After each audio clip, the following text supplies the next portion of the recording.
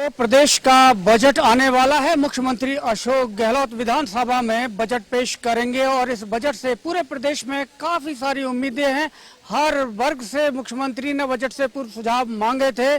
तो आप देखेंगे कि जैसे जैसे बजट की तारीख करीब आ रही है उसके साथ ही ज्यादा जिज्ञासा, ज्यादा उम्मीदें जगी हुई हैं लोगों के बीच पे। यहाँ पर अग्रवाल पीजी कॉलेज परिसर में आप देखेंगे कि 40 विमेन विंग की ओर से खास इंतजाम किए गए हैं। खास एक प्रेजेंटेशन, शायद ये पहली बार इस तरह का इंतजाम किया गया है किसी ऑर्गेनाइजेशन की ओर से। एक पूरा किचन का एक सेटअप लगाया गया है। आप देखेंगे कि यहाँ पर कुछ तैयारी भी की जा रही है। आप क्या बना रहे हैं, ये क्या तैयारी की जा रही है? पनीर बटर मसाला, बटर पैनी मसाला। अच्छा, क्या क्या इंग्रेडिएंट्स होते हैं इसमें? इसमें सबसे पहले हम एक पैन लेंगे, उसमें हम ऑयल डालेंगे, उसके अंदर हम सारी वेजिस सौते करेंगे। दैन आई मेक सॉस बनाई हुई है मैंने जो, वो डालेंगे। उसके अंदर बाद हम पास्ता डालेंगे जो पैने में है। उसके बाद हम उसको पूरा कुक करके फिर उसकी प्लेटिंग करेंगे। तो यहाँ पर खास तरह का ये व्यंजन बनाया जा रहा है। आप देखेंगे कि ये सारी चीजें इससे संबंधित जो इंग्रेडिएंट्स हैं, जो रॉ मटेरियल है, उसको तैयार किया जा रहा है, यहाँ रखा जा रहा है। फ्रूट्स भी रखे गए हैं, बाकी बेवरेजेज हैं फ्रूट यहाँ पर। तो बहुत सारी तैयारियां यहाँ पर की गई हैं और इसका एक मायने है, इसका एक मतलब है। क्योंकि ये बजट आता है, वो बजट पूरे प्रदेश का बजट होने वाला है, लेकिन इस बजट का आम आदमी की रसोई पे क्या असर होता है, सीधा सीधा ये मायने यहाँ पर बताने की कोशिश की जा रही है। और इसीलिए आप देखेंगे कि यहाँ पर एक महिलाओं का वर्ग है और इसके अंदर सभी लोग शामिल हैं, जिसमें जो 40 विमेन विंग के पदाधिकारी हैं, साथ ही अग्रवाल पीजी कॉलेज की जो फैकल्टीज है, विमेन फैकल्टी हैं वो हैं, साथ ही स्टूडेंट्स भी हैं। सभी लोग यहाँ पर मौजूद हैं। इनसे जानेंगे, इनसे बात करेंगे। सबसे पहले शुरुआत करते हैं, पीछे से हमको शुरुआत करनी है, क्योंकि ये जो बजट भी होगा वो शायद जो पिछड़े लोग हैं उनको आगे आने में मदद करेगा। लेकिन यहाँ पर ये लोग पिछड़े नहीं हैं, लेकिन ये पीछे से नेतृत्व करने वाले लोग हैं जो बूस्ट अप करते हैं आगे वाली टीम को। इसलिए इनसे बात करेंगे। आप अब में से कौन सबसे पहले बात करेगा? आप बताइए। सबसे पहले आपसे जानते हैं कि परसों बजट आने वाला है प्रदेश का, किस तरह का ये बजट होना चाहिए? ये हमारे देश के हित के लिए, हमारे प्रदेश के हित के लिए अच्छा रहेगा और अच्छा होना चाहिए। स्पेशली जो विमेंस को ध्यान रखते हुए जो है गवर्नमेंट को काम करना चाहिए। विमेंस जो है वो हर फील्ड में है आज के टाइम में, और हमेशा ये गवर्नमेंट की इच्छा होती है कि चाहे खेल कूद विभाग हो, चाहे आपका एविएशन हो, चाहे आपका एजुकेशन हो, किसी भी तरह का हो, सब जगह ये होता है गवर्नमेंट को कि महिलाएं बढ़ चढ़ के हिस्सा ले, चाहे वो आपका हॉस्पिटैलिटी हो या मेडिकल सर्विसेज हो। लेकिन विमेंस के साथ कुछ एक ऐसे इश्यूज आते हैं हमेशा, बीइंग अ मैरिड और बीइंग अ मॉम। आपको अपने बच्चे का भी ध्यान रखना है, फैमिली का भी ध्यान रखना है। तो छोटे बच्चों के लिए आप वर्क प्लेस पे जो है क्रैच की सुविधा दे सकते हैं।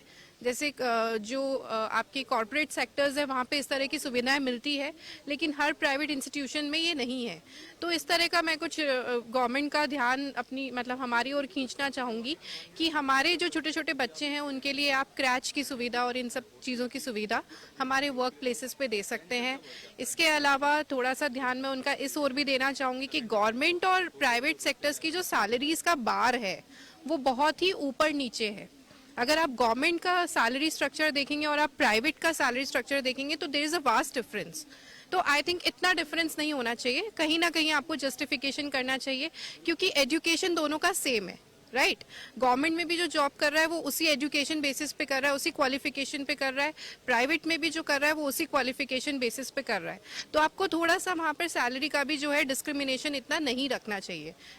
बहुत ही गंभीर मुद्दा इन्होंने उठाया है कि जब क्वालिफिकेशन सेम है, जब समान योग्यता है, तो फिर वेतन में इतना भारी अंतर क्यों हो, और जब सरकारी और निजी क्षेत्र में समान वेतन होना चाहिए। आप बताइए क्या होना चाहिए इस बजट? सर, इस बजट में जैसे कि मैम ने अभी बताया है कि जो डिस्क्रिमिनेशन है एक तो वो खत्म होना चाहिए। तो क्वालिफिकेशन बेस पे अगर ये खत्म होगा, साथ साथ जो फीस का है प्राइवेट सेक्टर में तो वहाँ पे भी फीस स्ट्रक्चर में इतना बड़ा डिफरेंस है, वो डिफरेंस नहीं होना चाहिए।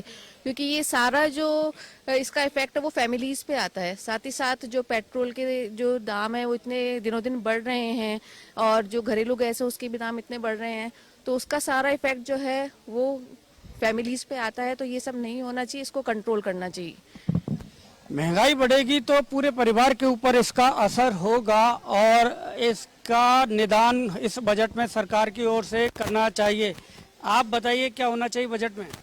मैं यही बोलना चाहूँगी कि जो पेट्रोल के जो रेट्स हैं वो इतने हाई होते जा रहे हैं और जो गैस है वो जो डेली हाउस होल्ड चीज़ें हैं उन पे इतना ज़्यादा टैक्स नहीं होना चाहिए, वो कम होना चाहिए।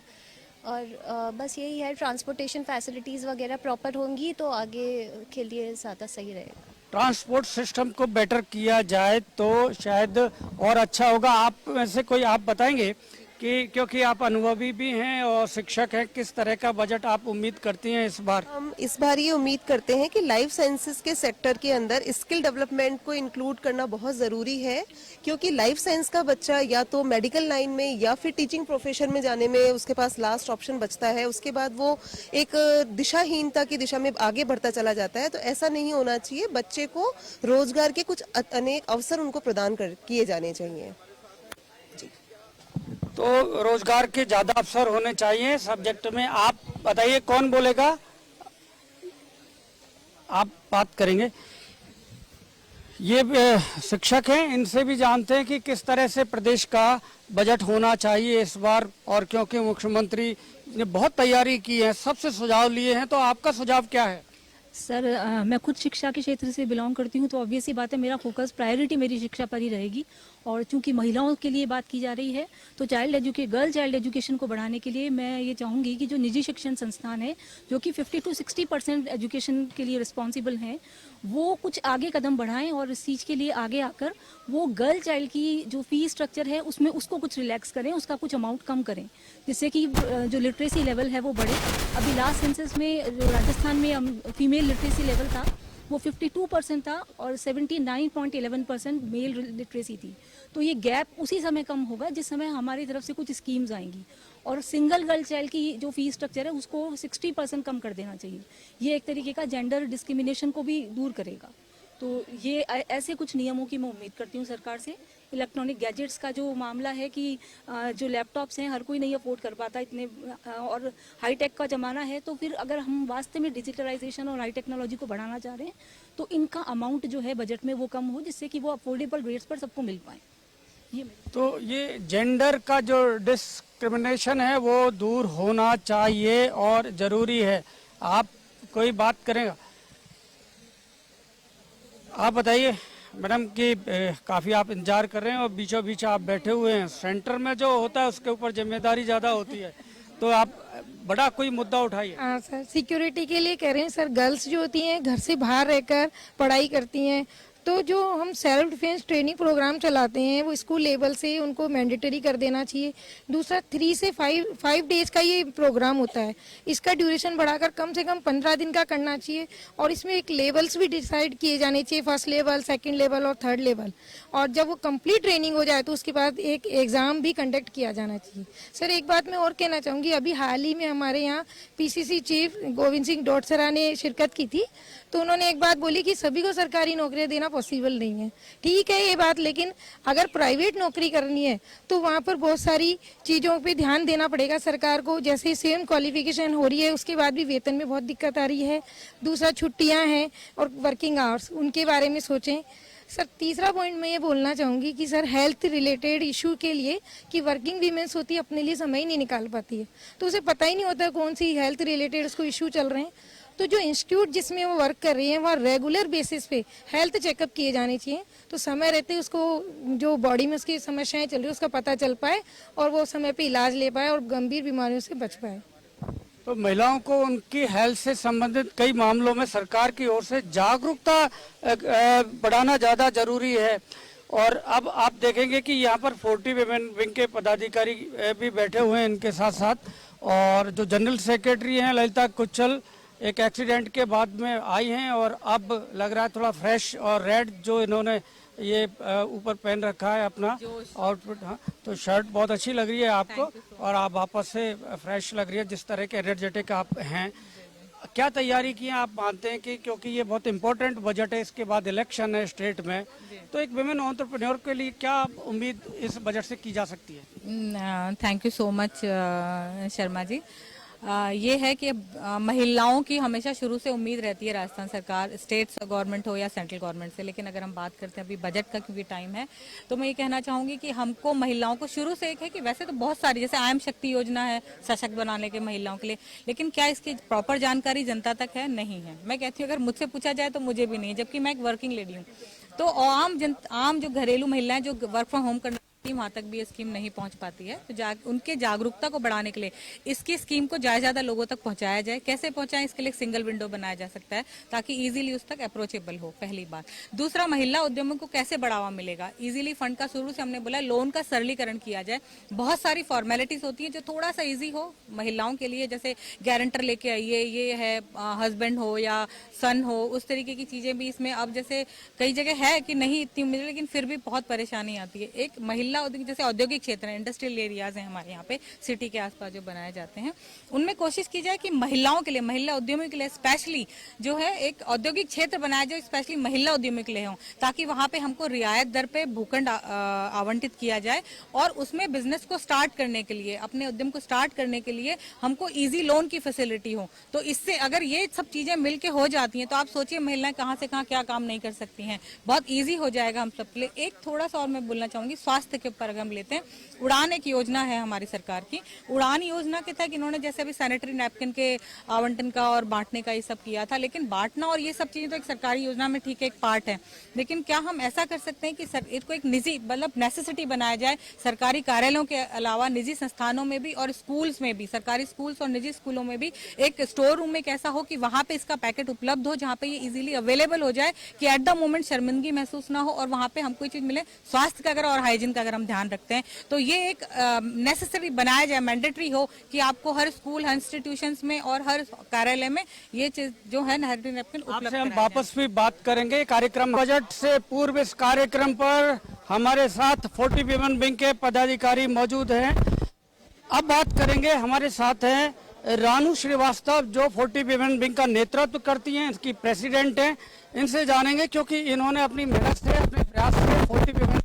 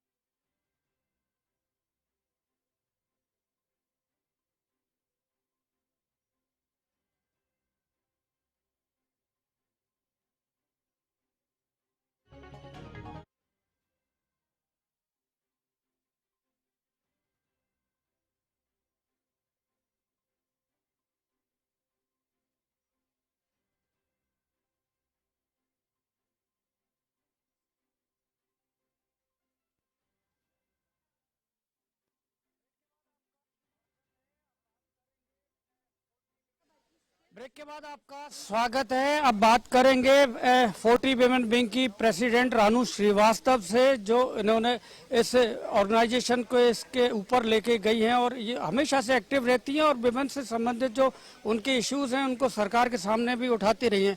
रानू जी, क्या उम्मीद है इस बजट से? Thank you so much BK Sharma ji, media. आपने 40 के लिए इतना अच्छा बोला। बजट से तो हमेशा जैसे बच्चों को अपने माँ बाप से अपेक्षा हमेशा होती है, एक्सपेक्टेशंस होता है, वैसे ही आम जनता को भी बजट से और मुख्यमंत्री जी से हमेशा एक्सपेक्टेशंस होती है। ये नहीं कि वो हमारे लिए कुछ करते नहीं है, करा भी है, बहुत करा है और आगे भी करते रहेंगे। लेकिन अभी जो मेरी जो छोटी छोटी जो हम वुमेन एंटरप्रेन्योर्स है, हम एंटरप्रेन्योर्स है 40 के, तो जो हमको प्रॉब्लम आती है, एक तो है कि गवर्नमेंट है कि मेक इन इंडिया को एनकरेज कर रही है। जो हमारी प्रॉब्लम आती है कि हम बाहर जाके अपना सामान नहीं बेच पाते। जैसे मेरे ज्वेलरी का बिजनेस है, अब मेरे को ट्रैवलिंग में प्रॉब्लम होती है अकेले जाने की, तो गवर्नमेंट ऐसे करे कि लेडीज महिलाएं बाहर जाके अपने एग्जीबिशंस लगाएं और गवर्नमेंट सपोर्ट करे और सेफ्टी हो, बिकॉज अकेले ट्रैवल करना या 2 जने ट्रैवल करना भी बहुत इनसिक्योरिटी हो जाती है। तो शोज को एनकरेज करें और हम अपना सामान लोकली राजस्थान में बेच सके। बाहर से लोग आते हैं दूसरे प्रदेश से, यहाँ पे अपना सामान बेचते हैं। जो हमारे प्रोडक्ट्स होते हैं, जो यहाँ के मैन्युफैक्चरर्स हैं, उनके बिजनेस काम सफर करता है। तो ये 2 बातें हैं, एक तो सिक्योरिटी, वुमेन सिक्योरिटी, एक्सपोर्ट को सपोर्ट करे गवर्नमेंट फीमेल्स के लिए, और यहाँ पे हम अपना प्रोडक्ट्स, अपना सामान बेच सके, बिकॉज राजस्थान में टूरिस्ट बहुत आता है। सो ये 1-2 छोटे पॉइंट्स है जो मैं बोलना चाहूँगी, रखना चाहूँगी आगे। तो बहुत ही अहम मुद्दे इन्होंने उठाए हैं, क्योंकि ये इतने बड़े ऑर्गेनाइजेशन का नेतृत्व करती है, इसलिए इनके मुद्दे भी इसी तरह से बड़े हैं। महिलाओं को सुरक्षा मिलनी चाहिए, साथ ही एक्सपोर्ट में महिलाओं की भागीदारी बढ़नी चाहिए। हमारे साथ शिक्षक हैं, इनसे बात करेंगे कि आप शिक्षा देती हैं और समाज को जागरूक करती हैं। आप बताइए कैसा होना चाहिए बजट? बजट तो मैं चाहती हूँ कि शिक्षा के हित में होना चाहिए, खासतौर पे बच्चियों की शिक्षा के हित में। और जैसे कि हम देखते हैं कि अभी भी हमारी बच्चियां बहुत बाहर निकल के पढ़ने में झिझकती हैं, तो उनके सुरक्षा के संबंधित जो शक्ति मिशन है गवर्नमेंट का, उसके फंड्स को बढ़ाएं और उसके अंदर जो स्कीम्स हैं, महिला हेल्पलाइन है और दूसरी सशक्तिकरण की स्कीम्स हैं, उनको बढ़ावा दें ताकि बच्चियों के अंदर विश्वास उत्पन्न हो और वो आगे बढ़ें और हमारे देश की उन्नति में भाग लें। तो वुमेन ओरिएंटेड जो स्कीम है गवर्नमेंट की, उसमें फंडिंग ज़्यादा हो, उसका दायरा बढ़ाया जाए।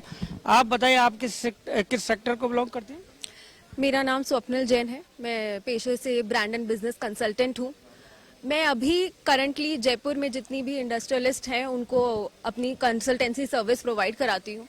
पर रानू जी ने जो बात बोली कि मुझे भी ट्रैवल करने में एक बैरियर लगता है, सेफ्टी रीजन लगता है, मैं भी अपनी सर्विसेज नेशनली प्रोवाइड कराना चाहती हूँ, पर ये थोड़ा सा मुझे बैरियर लगता है। एक मेरी अपेक्षा सरकार से ये रहेगी कि गर्ल एजुकेशन बहुत अच्छी हो गई है पहले से। दूसरा, मैं चाहूंगी कि वुमेन वर्किंग कल्चर एनकरेज किया जाए और एमएसएमई के अंडर वुमेन को थोड़ी सी प्रायोरिटी मिले। तो यहाँ पर विमेंस को और वर्क कल्चर उनका इम्प्रूव होना चाहिए, साथ ही एमएसएमई में विमेंस को जो महिला उद्यमी हैं उनको और ज़्यादा प्रोत्साहित किया जाना चाहिए। और भी लोग हमारे साथ इनसे बात करेंगे। ये मैडम हैं और काफ़ी समय से मेरा इनके साथ में इंटरेक्शन होता है और बहुत अच्छा मंच संचालन भी करती हैं। तो आज बताइए कि क्या होना चाहिए बजट में? Sir, basically being from a science background और scientist for last 20 years solar energy में काम कर रही हूँ, तो चाहूँगी कि सरकार का सारा ध्यान क्लाइमेट चेंज के अनुसार solar energy, clean energy, green energy, renewable energy, electronic vehicles, इसकी और बजट इतना आवंटित होना चाहिए कि लोगों की लाइफस्टाइल पे ही झुकाव, acceptability to renewable energy products अपने आप से आ जाए। और दूसरा, मैं चाहूँगी कि जिस तरह से सेंट्रल गवर्नमेंट ने एक नेशनल रिसर्च फाउंडेशन बनाया है 2000 करोड़ का, ताकि रिसर्च, स्टार्टअप, एंटरप्रेन्योरशिप को बहुत प्रोत्साहन मिले और अपने आप से ही रोजगार का सृजन हो, तो इस तरह का बहुत कुछ एक फाउंडेशन या एक इस तरह का ऑटोनमस कुछ चीज़ स्टेट गवर्नमेंट को भी बनाना चाहिए, ताकि यहाँ के जो इंजीनियरिंग कॉलेजेस हैं, साइंस के कॉलेजेस हैं, जो सेंट्रल गवर्नमेंट के कॉलेजेस से फंडेड हुए कॉलेजेस से पिछड़ गए हैं, अगर स्टेट गवर्नमेंट उन पे एक ध्यान देती है, एक क्लस्टर बनाने का मौका देती है, तो यहाँ के प्रदेश के जो कॉलेजेस हैं वो भी इन आने वाले सालों में चमक उठेंगे। तो मेरा जोर रहेगा कि clean energy, green energy, startups, इसकी और बजट काफ़ी हो सरकार का। तो इस बजट में उम्मीद है, जिस तरह की इन्होंने बताया कि क्लीन एनर्जी और ग्रीन एनर्जी की डिमांड है और राजस्थान में इसकी संभावनाएं काफ़ी ज़्यादा हैं। यदि इसके ऊपर ध्यान दिया जाए और इसके साथ में जो एजुकेशन इंस्टीट्यूट हैं उनको जोड़ा जाए तो बेटर होगा कि इसका ज़्यादा फायदा भी मिलेगा, प्रदेश आगे बढ़ेगा। आप बताइए मैडम, कैसा होना चाहिए बजट? सर, बजट में बेसिकली जो प्राइवेट और गवर्नमेंट सेक्टर है, मेरा ये मानना है कि उनकी सैलरी का जो डिफरेंस है वो खत्म होना चाहिए। प्राइवेट सेक्टर को उसमें मैंडेटरी सैलरी का एक लेवल होना चाहिए, और क्योंकि वो ही मेन वजह है जिसकी वजह से सारा डिफरेंस और सारे क्राइसिस क्रिएट हो रहे हैं। तो वो डिफरेंस डेफिनेटली प्राइवेट सेक्टर को, गवर्नमेंट को बाउंड करना चाहिए कि वो क्वालिफाइड टीचर्स हों, चाहे, क्योंकि मैं टीचिंग लाइन हूँ तो टीचर्स पे शब्द आ रहा है, बाकी जिस भी लाइन में जो भी कैंडिडेट हो उनकी क्वालिफिकेशन के अकॉर्डिंग उन्हें सैलरी मिले, और वो एक मैंडेटरी कंडीशन हर प्राइवेट सेक्टर के लिए होनी चाहिए। तो ये बहुत बड़ा जो गैप है, अंतर है वेतन का, कि योग्यता समान होती है और उनकी तमाम क्वालिफिकेशंस समान होती है, इसके बावजूद भी वेतन में काफ़ी अंतर होता है। तो ये एक काफ़ी असंतोष का एक माहौल बनता है इससे इंस्टीट्यूशंस में। यदि उनको, युवाओं को और निजी क्षेत्र को भी सरकारी की तरह सुविधाएं और वेतन भत्ते मिलेंगे तो शायद सरकार के ऊपर भी जो सरकारी नौकरियों का दबाव कम होगा। तो ये एक वजह। हमारे साथ बहुत सारे स्टूडेंट्स भी हैं, इनसे भी बात करेंगे, छोटे इनसे जानेंगे। आप कौन सी क्लास में पढ़ते हैं? BSc first year. BSc first year. कौन सा सब्जेक्ट है? Science, bio. बायो। आप क्या करना चाहते हैं? आपने बायो सब्जेक्ट लिया है।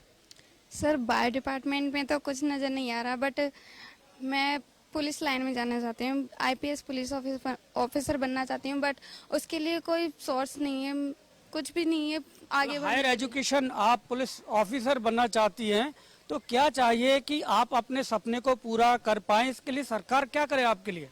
सरकार हमारे लिए ना कोचिंग सेंटर खोले, और कुछ कोचिंग सेंटर खुल रखे जो गांव से दूर है और हम वहां तक नहीं पहुंच पाते, इससे हमारी एजुकेशन बहुत पिछड़ी हुई है। तो जो नेटिव पैलेस है, जो गांव हैं, कस्बे हैं, वहीं पर इस तरह की सुविधाएं मिले ताकि गांव के जो स्टूडेंट्स हैं, जो इस तरह की लड़कियां हैं, वो वहीं पर अपनी एजुकेशन पूरी कर पाएं और आगे अपने सपने पूरे कर पाएं। आप, क्या नाम है आपका? शुमाइला खान। शुमाइला खान। सुमाइला, कौन सी क्लास में आप? BBA first year. अच्छा, बीबीए क्यों चुना आपने कि बीबीए किया जाए? सर, बीबीए चुनने का मोटिव था एक, जैसे बीबीए करने के बाद एमबीए किया जाता है, तो एमबीए के बाद बहुत स्कोप होता है। तो सर, जैसे बीबीए करने के बाद जब मैं एमबीए करूंगी तो मैं एक एयरपोर्ट मैनेजर बनना चाहती हूँ, इसलिए मैंने चुना था बीबीए।